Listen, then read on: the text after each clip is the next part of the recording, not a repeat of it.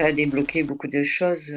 Je me sens plus légitime dans ce que je fais. Je suis bluffée parce que mon parcours, il a été très court parmi vous. Et je me dis, waouh, tout ce que ça a libéré, tout ce que c'est venu mettre en conscience. Très vite, on s'enclenche dans le processus et on est dans cette communauté où on échange, mais on s'enrichit les uns des autres. Et puis tu es là. Lorsqu'on s'était rencontrés pour la mission de vie, ça avait été hyper instructif et chamboulant à la fois.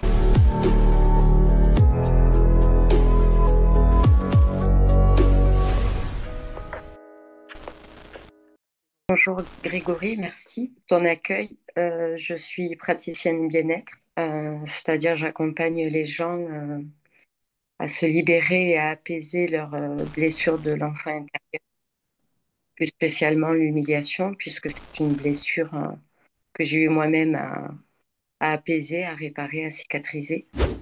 Et cet accompagnement, il se fait avec le massage, la chromothérapie, l'olfactothérapie et puis le développement personnel. Cette blessure, j'en avais plusieurs, mais celle qui était le plus handicapante pour moi, c'était la blessure d'humiliation. Une éducation très stricte et eu pas mal de traumatismes dans l'enfance, avec des parents quand même assez toxiques. Et en fait, le fait déclencheur, c'est dans ma jeune vie d'adulte, j'ai perdu l'homme de ma vie de suicide.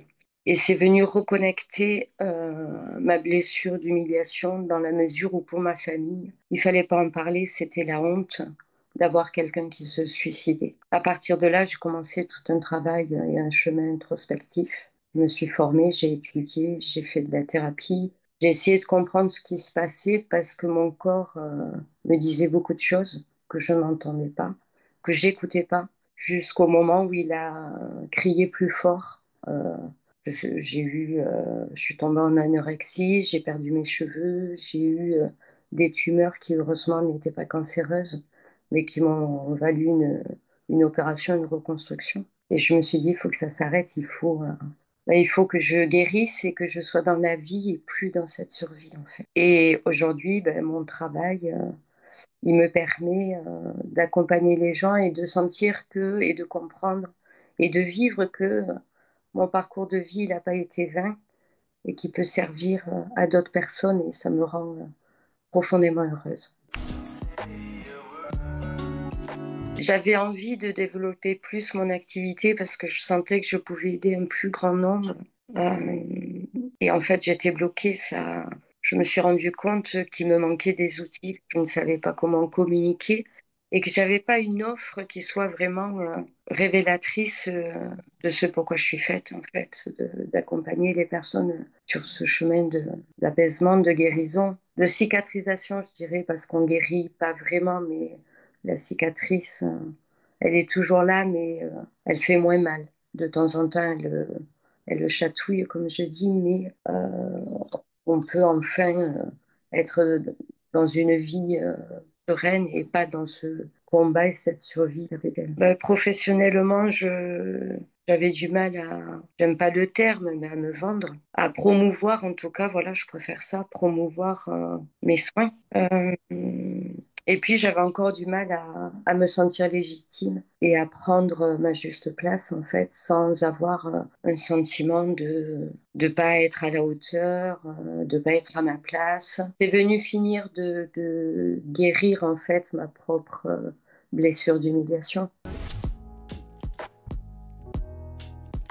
Non, je j'avais pas envie d'autre chose. Je me sentais au pied du mur. Je sentais qu'il me manquait des choses importantes. Je sentais que professionnellement, j'avais tous les outils en moi pour pouvoir aider les personnes que j'avais envie d'aider. Mais il me manquait d'autres outils. Euh, Pas de l'ordre de la compétence professionnelle, du métier ou de l'accompagnement, mais des outils, des choses plus techniques. Je ne savais pas y mettre des mots, mais ça a été évident quand j'ai pris en fait, quand j'ai réservé mon rendez-vous pour la mission de vie. Alors pourquoi ça m'a parlé? Parce que tu parlais d'un outil qui m'est cher, qui est le tarot de Marseille, puisque moi depuis enfant j'ai des flashs. Voilà, j'ai des communications avec les gens qui sont plus là. Et puis j'ai étudié le tarot de Marseille qui m'a aidé à aussi apprendre, pardon, à mieux me connaître Et quand j'ai vu ta vidéo sur, je sais plus, je crois que c'était Facebook ou Instagram, je l'ai reçu comme un signe de mes guides parce que j'avais fait quelques jours avant une demande en disant aidez-moi parce que là je suis bloquée et je vois bien qu'il me manque quelque chose. Et pof, je suis tombée sur ta vidéo, il n'y a pas de hasard. Et j'ai pris rendez-vous avec toi et ça a été chamboulant et tu as mis vraiment les mots sur effectivement ce qui me manquait, les outils. Voilà. Qu'à force d'investir beaucoup de soi et pas de la bonne manière, j'aurais fini par complètement m'épuiser et surtout j'aurais fini par plus pouvoir envisager une possibilité de pouvoir vivre, arriver à vivre enfin de mon activité. J'ai eu des peurs et c'était surtout financière parce que voilà, je suis à une situation un petit peu délicate pour diverses raisons. Donc, j'avais peur, l'engagement financier me faisait très peur. Et il venait retitiller, est-ce que j'ai le droit d'investir autant financièrement à une période où je suis obligée de limiter tellement de choses pour ma famille. Voilà, donc c'est venu, la peur a été là. Et après, ben, la peur de me dire, et si j'y arrivais pas, voilà, je travaille sur cette injonction soit parfaite, hein, qui n'est pas toujours simple et puis, voilà, c'était ces peurs-là, de ne pas y arriver, de ne pas y arriver financièrement. Très vite, en fait, on s'enclenche dans le processus et on est dans cette communauté où on échange, mais on s'enrichit les uns des autres et puis tu es là. Bien accueillie. Je me sentais dans une famille, dans ma famille en fait. C'était intéressant parce que toutes les personnes étaient là de façon bienveillante et de prendre conscience qu'on peut se retrouver dans une communauté bienveillante. Et puis on est soutenu par toi, par notre ange, Mia qui est adorable. On a tous les outils et s'il y a quelque chose qui ne va pas, on a la possibilité de l'exprimer. Et vous nous offrez des solutions et des réponses. Si on ne le fait pas, c'est qu'on se bloque soi-même.